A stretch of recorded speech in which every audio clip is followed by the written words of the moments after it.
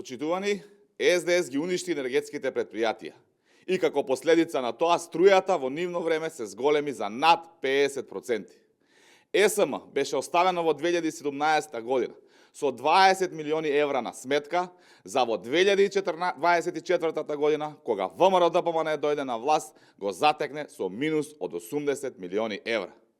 7 години власта на СДС не изгради ниту еден нов енергетски објект, а од сметката на буџетот префрлени над 370 милиони евра на ЕСМ.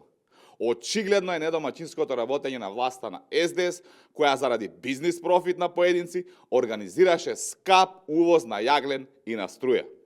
Милиони евра народни пари се потрошени заради бизнис делки на малкумина, а сето тоа народот го плати не само од буџетот, туку и преку поскапи сметки за струја. На криминалното работење во енергетиката се стави крај.